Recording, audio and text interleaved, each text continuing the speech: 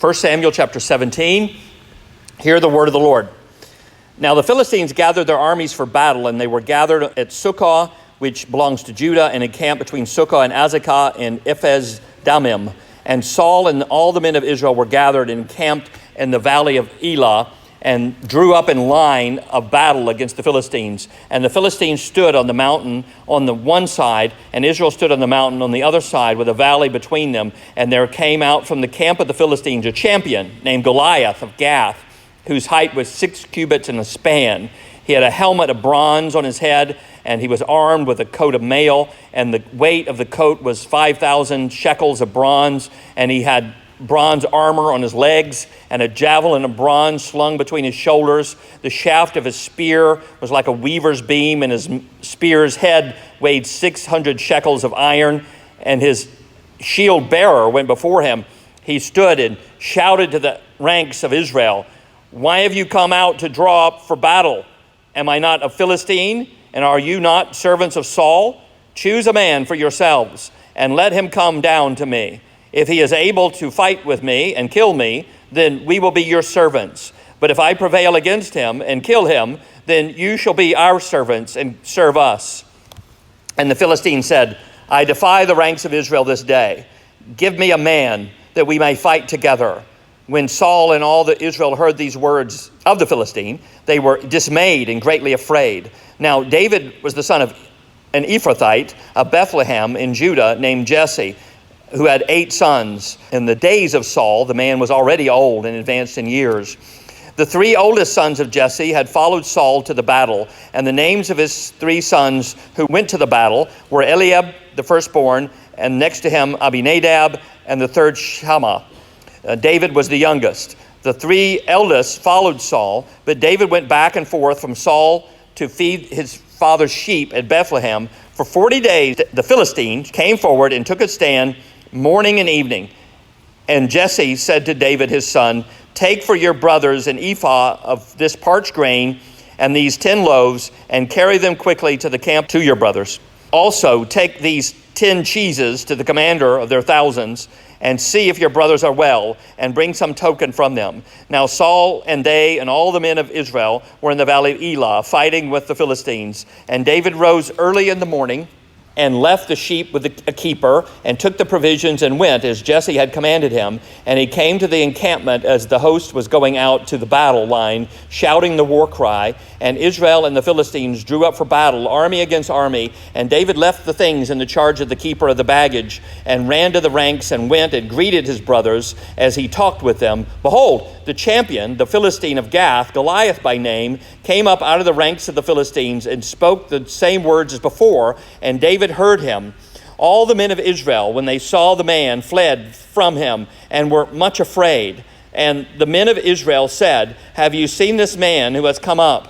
Surely he has come up to defy Israel, and the king will enrich the man who kills him with great riches, and will give him his daughter, and make his father's house free in Israel."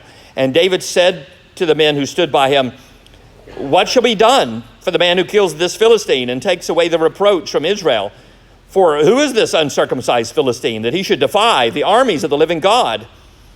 And the people answered him in the same way, "So shall it be done to the man who kills him." Now Eliab, his oldest brother, heard when he spoke to the men, and Eliab's anger was kindled against David, and he said, "Why have you come down, and with whom have you left those few sheep in the wilderness? I know your presumption and the evil of your heart, for you have come down to see the battle." And David said, "What have I done now? Was it not but a word?" And he turned away from him toward another and spoke in the same way, and the people answered him again as before. When the words that David spoke were heard, they repeated them before Saul, and he sent for him. And David said to Saul, "Let no man's heart fail because of him. Your servant will go and fight with the Philistine." And Saul said to David, "You are not able to go up against this Philistine to fight with him, for you are but a youth, and he has been a man of war from his youth." But David said to Saul, "Your servant used to keep sheep for his father. When there came a lion or a bear and took a lamb from the flock, I went after him and struck him and delivered it out of his mouth. And if he rose against me, I caught him by his beard and struck him and killed him. your servant has struck down both lions and bears, and this uncircumcised Philistine shall be like one of them, for he has defied the armies of the living God. And David said, the Lord who delivered me from the paw of the lion and from the paw of the bear will deliver me from the hand of this Philistine. And Saul said to David, go, and the Lord be with you. Then Saul clothed David with his armor, and he put a helmet of bronze on his head and clothed him with a coat of mail. And David strapped his sword over his armor, and he tried in vain to go, for he had not tested them. And then David said to Saul, I cannot go with these, for I have not tested them. So David put them off. Then he took his staff in his hand and chose 5 smooth stones from the brook and put them in his shepherd's pouch. His sling was in his hand, and he approached the Philistine. And the Philistine moved forward and came near to David and with his shield bearer in front of him. And when the Philistine looked and saw David, he disdained him, for he was but a youth, ruddy and handsome in appearance. And the Philistine said to David, am I a dog that you come to me with sticks? And the Philistine cursed David by his gods. And the Philistine said to David, come to me, and I will give your flesh to the birds of the air and to the beasts of the field.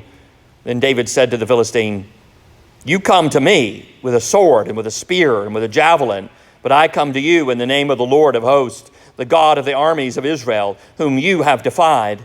This day the Lord will deliver you into my hand, and I will strike you down and cut off your head, and I will give the dead bodies of the host of the Philistines this day to the birds of the air and to the wild beasts of the earth, that all the earth may know that there is a God in Israel, and that all this assembly may know that the Lord saves not with sword and spear, for the battle is the Lord's, and he will give you into our hand. When the Philistine arose and came and drew near to meet David, David ran quickly toward the battle line to meet the Philistine. And David put his hand in his bag and took out a stone and slung it and struck the Philistine on his forehead. The stone sank into his forehead, and he fell on his face to the ground. So David prevailed over the Philistine with a sling and a stone and struck the Philistine and killed him. There was no sword in the hand of David. Then David ran and stood over the Philistine and took his sword and drew it out of his sheath and killed him and cut off his head with it. When the Philistines saw that their champion was dead, they fled. And the men of Israel and Judah rose with a shout and pursued the Philistines as far as Gath and the gates of Ekron, so that the wounded Philistines fell on the way from Shaaraim as far as Gath and Ekron. And the people of Israel came back from chasing the Philistines, and they plundered their camp. And David took the head of the Philistine and brought it to Jerusalem, but he put his armor in his tent. As soon as Saul saw David go out against the Philistine, he said to Abner, the commander of the army, Abner, whose son is this youth? And Abner said, as your soul lives, O king, I do not know. And the king said, inquire whose son the boy is. And as soon as David returned from striking down the Philistine, Abner took him and brought him before Saul with the head of the Philistine in his hand. And Saul said to him, whose son are you, young man? And David answered, I am the son of your servant Jesse, the Bethlehemite. May the Lord add his blessings to the reading of his holy word. All right. Well, everybody likes to be on the winning side, don't you? The more a sports team wins, the more fans they get, the more jerseys they sell. The most popular team jerseys in each sport generally matches the most successful team in that sport. As a lifelong Alabama fan, I'm amused by seeing random people wearing Alabama jerseys walking down the Danville Riverwalk. If Georgia or Michigan keep winning, you'll start to see their jerseys. It seems like I'm not seeing as many New England Patriots or Golden State Warrior jerseys now as I used to. Everybody loves a winner. The trick is knowing who the winner is, knowing how to be on the winning side. Everyone wants to know, how am I going to be on the winning side? Now, most people just choose, well, it's easy.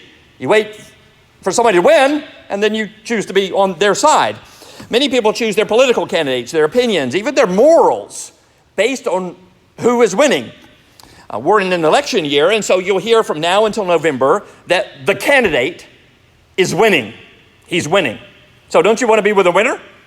It's the bandwagon effect. Everyone wants to be on the bandwagon to go along with the crowd. Of course, they don't want you to become so complacent. You think, well, he's winning, so I don't have to bother to vote for him.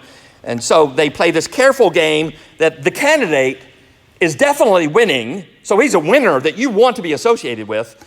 But it's going to be close, you know. It's going to be really close, so close that they desperately need you to vote.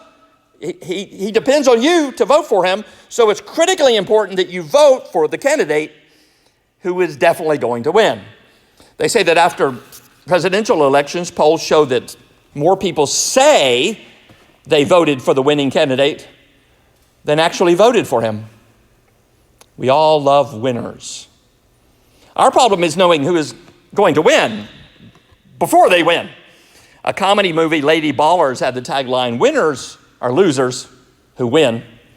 People support the winners after they win. They support a cause because it looks like it has more people on its side. You know, same-sex marriage lost in North Carolina by about 62%. That's against it in 2012. But now a poll reportedly shows about that percentage, or even a little bit more, of North Carolinians now in favor of it. It was imposed on us by the Supreme Court, and many say it's on the right side of history. And so about a quarter of the people just changed their views based on that. They want to be on the right side of history. They want to be with the winners. And so they changed their views about morals on that. That's the depth of many people's ethical thinking. We love winners. But the problem is knowing who the winner is. Now, it's easy in sports. The winner is the one with the highest score, or lowest if it's golf. Easy, right? It's easy with God too, really. In the end, he wins.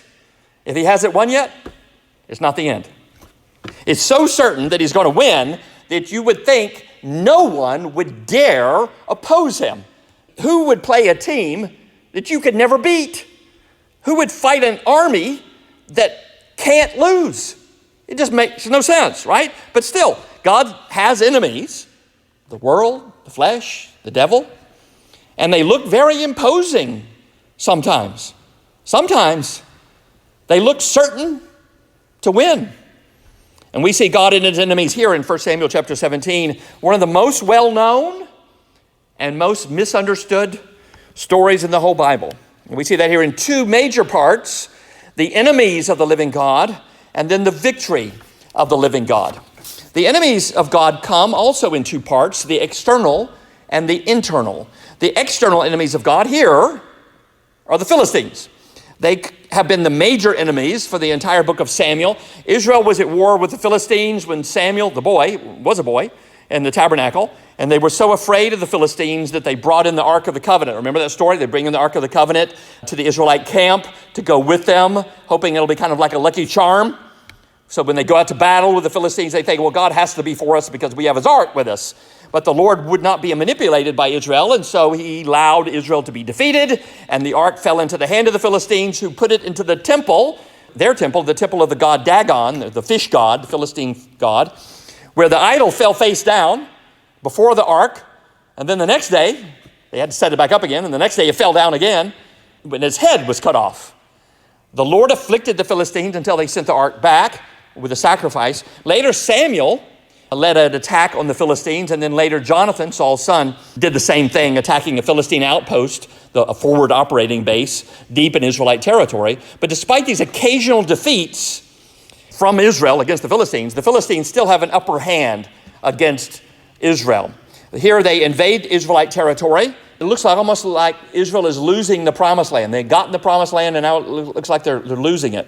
They're a place called Sukkah and Azekah, which is about halfway between the Philistine cities, what we now call the Gaza Strip, between that and Bethlehem, which is just south of Jerusalem. It's where David's from. Saul brings the Israelite army to oppose them, camping just north of them in a valley between them is a valley called Elah, and there they face off. They don't fight yet. There's no really battle going on. There's just two armies looking at each other. Now, sometimes wars begin by two sides just facing off for a time, deciding, kind of waiting and wondering, do we really want to start this war? Deciding whether they want to pull the trigger and begin the real fighting. In the Civil War, South Carolina seceded on December 20th, 1860, but it had a U.S. military base, Fort Sumter, in the middle of Charleston Harbor. Invisible sight was a U.S. military installation. When they faced off for over 3 months, almost 4 months. In the meantime, President Lincoln said in his first inaugural address, "In your hands, my dissatisfied fellow countrymen, and not mine, is the momentous issue of civil war." So for months, both sides faced off against each other to see who would shoot first. And then on April 12th, 1861, the South finally fired on the fort. In World War II, after Nazi Germany invaded Poland on September 1st, 1939, the Allies just immediately, France and Germany and some others, declared war on Germany, but then basically did nothing, facing off against Germany for about 8 months, what is now called the phony war. That's what's going on here in the beginning part of 1 Samuel 17. The Philistines have invaded, Israel's armies meet them, and then they just kind of stare off at each other for 40 days. It's a phony war. Then out comes Goliath. He's called a champion, and the word is literally a man between. He's between his army and the enemy army. He dares step forward from his lines to face the enemy on his own. Verses 4-7 are all about describing him. There's like 4 verses there, just describing this man. Now, famously, he's incredibly tall. 6 cubits in a span is 9 feet and 9 inches. So he's huge. And apparently he's a descendant of the Anakim. And he's also well equipped. He has a bronze helmet in verse 5, and he's covered in mail, literally scales. The Hebrew word means like fish or snakes have scales. In other words, it's a flexible kind of armor that protects him and allows him to be flexible and freely move about. His coat of mail weighed about 125 pounds. That's that weight there. And so it proves that he was strong, that he could freely move about with 125 pounds of weight on him. Just proves how strong he was. He had apparently plates of bronze on his leg in verse 6. So besides being enormous, he's muscular, he's strong, he's covered from head to toe with armor. He had at least 3 weapons, a bronze javelin slung on his back. Javelins are for throwing long distance. In verse 7, he had a spear for closer infighting with an iron tip. Iron is new technology. So he's also high tech. He has the newest innovations. And we'll find out later he has a sword and a sheath.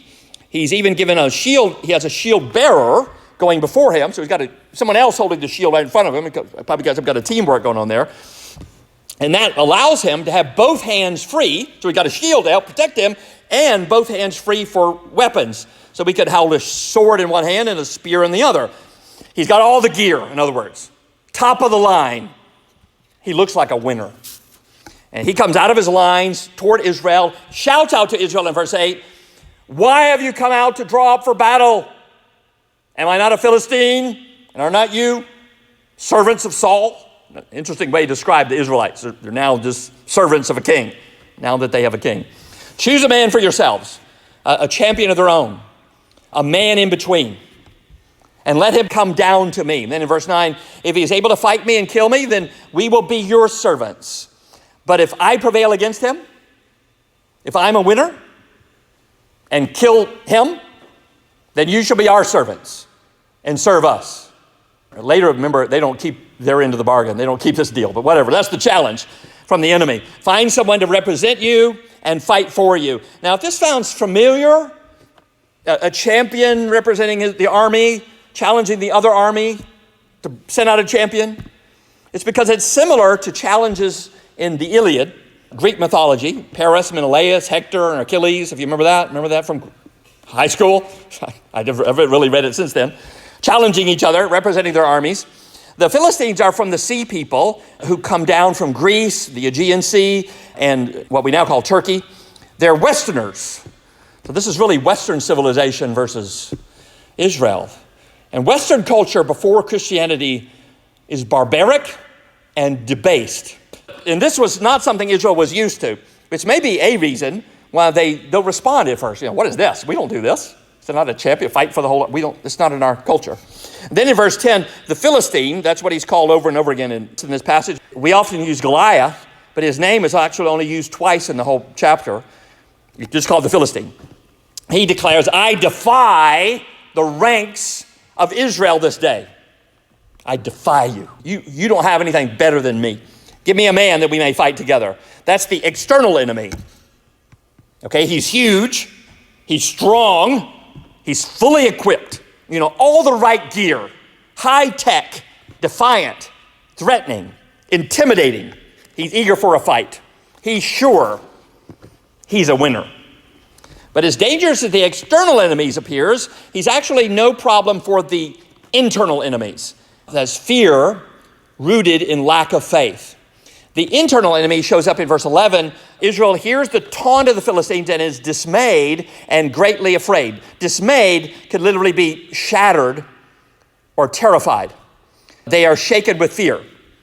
They look at Goliath and realize he's bigger, he's stronger, and better equipped than any of them. And no one dares to step forward and take him on because they're too afraid. Franklin Roosevelt said, courage is not the absence of fear, but rather the assessment that something else is more important than fear. The problem really wasn't that Israel had fear. And you look at Goliath, and you know he's too much for you. So fearing him is natural. The problem is that they didn't assess, taking all the facts, that there is something else more important than Goliath. That they had someone else on their side who was much stronger than him. That was their internal enemy, their fear, and it paralyzed them. Then enter David, and we're introduced to David again. It's like some businesses. Remember, of course, we think, well, he was introduced to us in chapter 16. What's this going on? It's like some businesses have a soft opening when they just start operating, with no hoopla or attention. And then there's a grand opening sometime later. Well, chapter 16 was David's soft opening. He was anointed, but apparently even his brothers didn't know what that meant. It was in private, and there was no grand coronation. There were no crowds shouting, "Long live King David." Samuel was told to pour the oil on him, and he did. No declaration was made. And now it's time for David's grand opening, his public demonstration of God's anointing. And he does it in one of the most popular Bible stories. This whole story of David and Goliath, is the story of David's grand opening, his real introduction to Israel. David, again in verse 12, is the son of Jesse, an Ephrathite. That's the area around Bethlehem. Jesse has 8 sons, and 3 are in the army. It's the same 3 we heard about last week, Eliab, Abinadab, and Shammah, and he's old. David is the youngest, and Jesse is using him as a gopher, supplying food to his 3 soldier sons and to their commanding officer, probably hoping to get, hey, protect my sons. I'm giving you food. We get lots of details here because we're building up to the main event. There's all these details in this chapter. We're told exactly what food Jesse gave to David to run over to the 3 sons of the army. Parched grain and 10 loaves of bread and some cheese for the officer. And then Jesse tells him, bring back some word from the brothers. Anyway, that's why David, and this explains to us why David is with the army, but he's not part of the army. He's not a soldier. He's just a gopher. He's sent by his father to provide food. Like last week with Jesse, you remember last week Jesse just assumed that whatever Samuel wanted with his sons, it couldn't possibly be for David. He can't be the one to get this blessing, whatever Samuel is giving out. Here, Jesse just assumes that David isn't fit to be a soldier. He's just a delivery boy. The other sons, they could be soldiers, not David. But that brings David into Israel's camp in the valley of Elah, facing off against the Philistines. And in verse 20, he takes the provisions to his brothers. He arrives as Israel's soldiers, that is the host, go out to the front lines, shouting at the Philistines with their war cry, trying to sound terrifying rather than terrified. And the Philistines come out too, facing them, probably shouting back. It's just more phony war. In verse 22, David leaves his provisions in charge of the keeper of the baggage, the quartermaster, they would call him in the army. He ran out to the front lines to see the 2 armies lined up against each other, yelling their war cries, trying to sound intimidating to the other side. He's talking to his 3 brothers about all this, when in verse 22, the champion, that is the man in between, the Philistine of Gath, Goliath by name, and this is the last time his name is used, he steps toward them, steps out of his army's front lines, and issues his challenge again. And like before, Israel is terrified, shaking, running away. But David isn't. He assessed the situation. He sees Goliath too. And decided something is more important than this champion, this enemy of the living God. Something is more important even than his own safety. But the men of Israel in verse 24, they didn't think so. They were still overcome by that internal enemy. And so when they saw the man, they fled back to their camp. Some army. They're all chattering in verse 25. Have you seen this man who has come up? Surely he has come up to defy Israel. The same term that David uses over and over again. They use it. They see what's happening. They just don't assess that there's something greater going on. They don't know what to do about it. And the king, they say, will enrich the man who kills him with great riches and will give him his daughter and make his father's house free in Israel. That is, the king is offering a bounty to anyone who kills the Philistine, and he will get three things. Wealth, he'll be married into the royal family, that he marries Saul's daughter. Now he's royalty. And third, his family will be free, meaning they'll be tax exempt. Wouldn't you like to be tax exempt? Never have to pay taxes again? Sounds like a great deal, a great incentive for lots of men to motivate them to go out and fight that Philistine.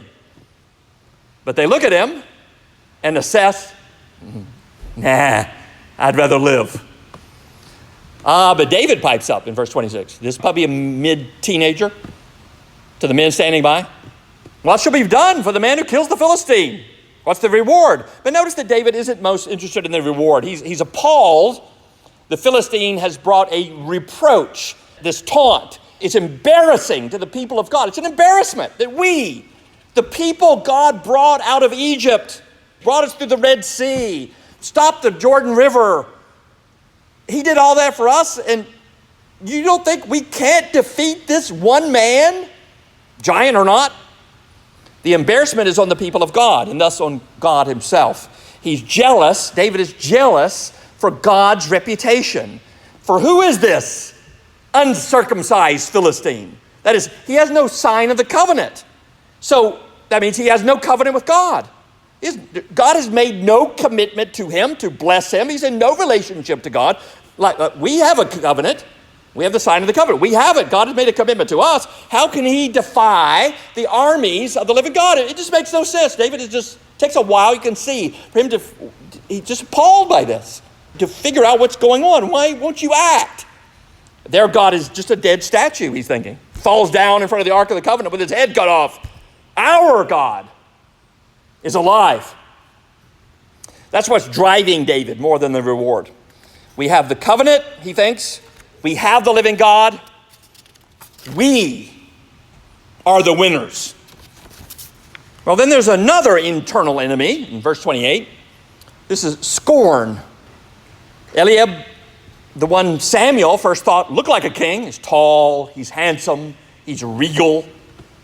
He hears his little brother, David, appalled at how the Philistine, how can he do this? How can he defy the armies of the living God? How can we let this happen? Someone has to do something. Kind of implying, although he didn't look like he said it, it didn't sound like he's being disrespectful, but he's sort of implying, how have you men stood around for 40 days and let this man get away with this? Well, Eliab speaks up angry. Why have you come down, punk? With whom have you left those few sheep in the wilderness? Actually, we're told in verse 20 that he left them with the keeper. He was responsible. But Eliab really isn't asking questions. He's scorning. We today can be appalled at how sometimes direct commands from the Lord Jesus or from the Apostle Paul, inspired by the Holy Spirit, commands to the church, like to do church discipline or to sing psalms or not to have women pastors. Sometimes they're just ignored. Let's just act like it's not there, like God didn't say that. And if you speak up, if you're appalled by that, you speak up and you say, how can we let this happen? How can we ignore Jesus' commands, his word? Well, if that happens, you expect some scorn coming back at you. You're proud, or you're harsh, or you're backwards. You just don't get it yet. Or like Eliab, who says, I know your presumption. Literally, it's your pride. You're proud. You think you're somebody great. He's scorning him. I know, Eliab says, I know the evil of your heart. Now think about this. David is actually speaking out of true, sincere faith, but his brother scorns him and says it's evil. It's pride. You just come down to see the battle. You're just a spectator. Eliab scorns. It's like, David, you're just like a trash-talking Monday morning quarterback who doesn't have any idea what you're talking about. That's what he thinks of his brother, David. Now, some people make virtues out of their fear. We saw that in the pandemic, especially after a couple of months. And at first, you kind of understand. We didn't know what was really going on. But after a few months, 4 years ago, during the middle of the year, when it began to seem that this wasn't nearly as bad as many people had feared, but some people just couldn't let go of their fear and would scorn anyone who would challenge them. People were offended when they questioned that some of the actions taken, like the lockdowns. They would scorn people challenging what was done by calling them, you're a science denier.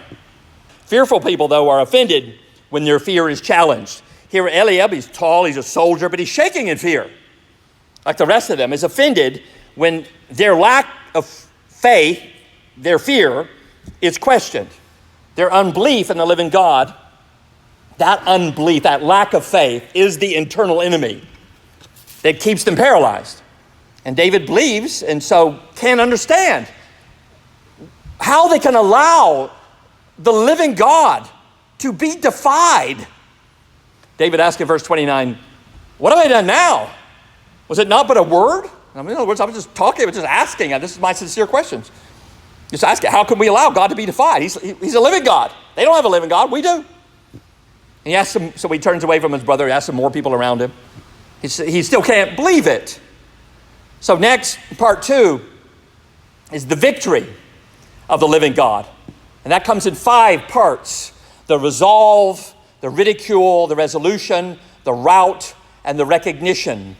Now, after a time of perplexity, David, appalled at how this can be, takes him a while to figure out what's going on, what should I do? How can we allow the living God to be defied like this? He assesses the situation. On the one hand, there's this over 9 foot tall, experienced soldier covered in armor, all the gear and high tech, newest stuff. We have him. And on the other hand is the living God on our side. David assesses that and thinks, yeah, we're the winners. And so he resolves, well, if no one else is going to do it, all these grown men who have been standing around for 40 days looking at this phony war, no one else will do anything, I will. Saul hears about David's appalled questions about how can they let the Philistine defy Israel and defy the living God. And so he has David brought to him. David says in verse 32, after all, Saul knows David. He's been his lyre player for a while. David says in verse 32, let no man's heart fail because of him. Now, sure, it's intimidating, it's huge, it's well-equipped, but we have something better. Overcome that internal enemy, your fear. Your servant, David says, that was me, I will go out and fight with this Philistine. Now, Saul doubts he can win. He's trying to advise him, look, let's be real here. You're a youth. You're probably, in other words, he's probably in his mid-teens, say 16 maybe, around that age. And Saul says, he's a man of war. He's been fighting wars since he was your age. And David tells him that he has some experience, maybe not with fighting men yet, but he says he has experience with lions and bears. In verse 36, your servant has struck down both lions and bears. And this uncircumcised, this uncovenanted Philistine, he'll be like one of them, one of those lions and those bears that I killed. So resolved, Saul lets him go. This Philistine had defied the armies of the living God. We cannot let this go on. He's resolved. So, okay, David, go on. Try my armor. So he gives David his armor. And it's just like the Philistine's armor. Notice he's got the bronze helmet, a coat of mail, and scales. But David says he's not tested them. He's not used to them. In other words, they don't feel right. He can't move right. And it turns out he needs to move quickly.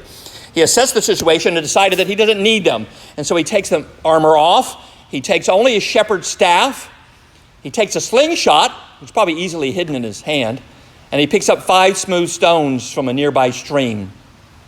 Resolved. Next, there's the ridicule, starting in verse 41. The Philistine can't believe what he sees. Now, if it had been Saul or Eliab decked out in their armor with a sword and a spear, he'd respect that. But it's just a youth with nothing, as far as he can see, but a shepherd's staff. Goliath comes forward with a shield bearer in front of him. Verse 42 says he disdained David, meaning he regarded him with contempt the same word that Esau had for his birthright. Birthright wasn't worth a bowl of stew. It's worthless. And Goliath looks at David. David, he's worthless. He's not worth anything. He's just a youth. He's ruddy. Again, he's tanned. He's a pretty boy. Am I a dog that you come to me with sticks? Referring to the staff, that's all he can see. So he cursed David by his gods, something like, may Dagon strike you down. And then he taunts him, ridicules him in verse 44. Come to me, and I will give your flesh to the birds of the air and to the beasts of the field. And David replies to Goliath's trash talking with declarations of faith in verse 45. You come to me with a sword and with spear and a javelin, but I come to you in the name of the Lord of hosts, Lord Sabaoth, his name, from age to age the same. The God of the armies of Israel, whom you have defied. This day, he says. In other words, the phony war is over. The Lord will deliver you into my hand, and I will strike you down and cut off your head. And I will give the dead bodies of the host of the Philistines, that army that's watching behind you, your army, this day. Second time he says, this day. In other words, right now, it's on to the birds of the air and to the wild beasts of the earth, since you've mentioned them. And this will happen, he says, prophetically, boldly, for two reasons. At the end of verse 46, this is going to happen, that all the earth may know that there is a God in Israel. For all people everywhere to see that Israel's God is living. And second, in verse 47, that all this assembly, the gathering, or the church of Israel, may know that the Lord saves not with sword and spear, not with carnal weapons. In other words, this is what is about to happen, David says, is both for the whole world, for all people, and for the church, that they'll all see who is the winner, who's on the right side of history. For the battle is the Lord's, and he must win the battle. Finally, he will give you into our hand, not just mine. Now, David does all the fighting here, but he does it for Israel, the assembly, the church. He's the man in between. Then, third, the resolution. After all this build-up, this lead-up, all these details about Goliath and his armor and his weapons and the food David brought and the fear and the chatter in the Israelite camp and his brother's scorn, the Philistines' ridicule, after all that, it's all over in two verses, in 48 and 49, because the actual fight was over in an instant. The Philistine began advancing toward David. David runs quickly toward him. No more fleeing in terror like the Israelite soldiers had been doing. He takes out a stone from his pouch, puts it in his slingshot. He only needed one, it turns out. Slings it in mid-stride at the Philistine, striking him right on the forehead, sinking down into his head.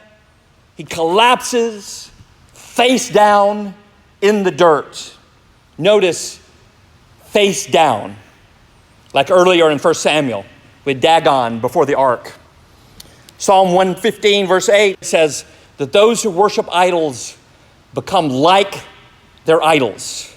Goliath had worshiped Dagon. So Goliath becomes like Dagon, face down, head cut off. You become like what you worship. Next, the rout. David wins. All he needed was a sling and a stone. Verse 50, there was no sword in David's hand. He didn't even need to bring one. God conveniently supplied the sword through the Philistine. David runs to stand over him, takes out Goliath's sword, kills him with his own sword. So proud was he of all his gear and weapons, and he's killed by them. And then he cuts off Goliath's head with it. And then the Philistines Saul, their champion, the one they were so sure was the winner, he was in fact the loser. And they fled. Losers are winners who lose. Israel saw it and rallied, shouting and routing the Philistines, chasing them away, plundering their camp, overtaking many of them and killing them. They are the winners. And it was a rout. That leads finally to the recognition in the last 4 verses. Saul recognizes there's something special about David. He asks his general Abner what family David is from. After all, now David's going to be marrying into his family. So Saul wants to know. Abner doesn't know, so he brings David fresh from the victory of the living God, with the head of the Philistine still in his hand. That's his trophy, which he'll later take to Jerusalem. And David tells him that about his family. And the rest of 1 Samuel is the story of what becomes of Saul's recognition. This is one of the most popular, well-known, and most misused stories in the Bible. People tell us that we're facing giants. You're facing some giant. Maybe it's debt, a relationship problem, a family problem, got a bad boss, cancer, and you need to kill that giant that's defying you. But that's not what it means. You aren't David. Understand? You are not David. David is the anointed one.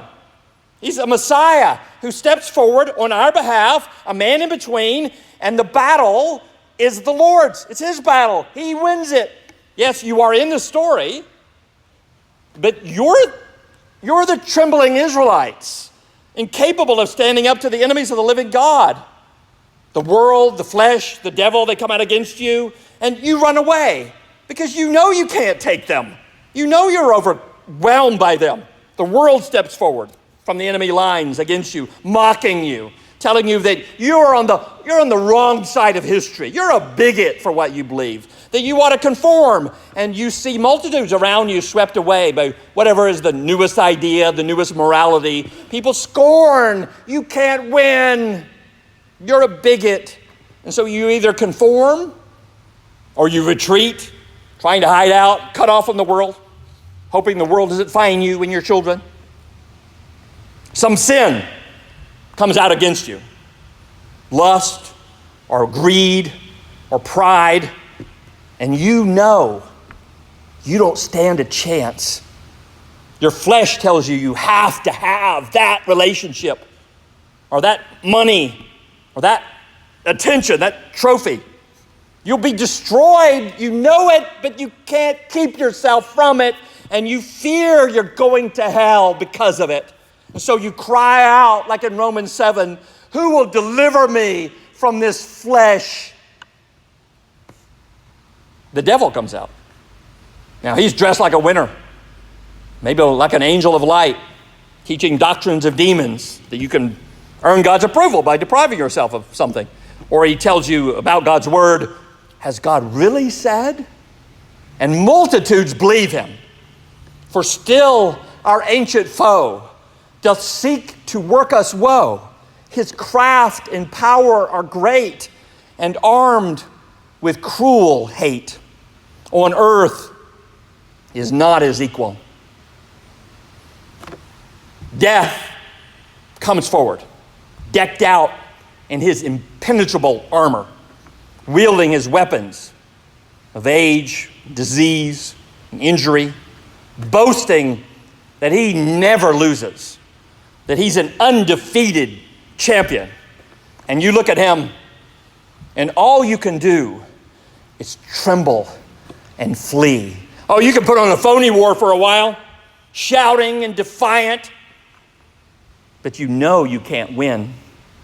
No amount of positive, encouraging sloganeering about how you need to face your giants to be a David is going to help. You aren't David. Thankfully, God has provided the anointed one who stepped forward, a man in between us, we trembling, helpless people, and the giant, the man, the right man on our side, the man of God's own choosing. Doth ask who that may be? Christ Jesus. It is he. His weapons weren't carnal. He only needed one shot. Our enemy fell. And then on Sunday morning, death was not undefeated anymore. You don't have to be a David to be on the winning side. You just have to believe in his son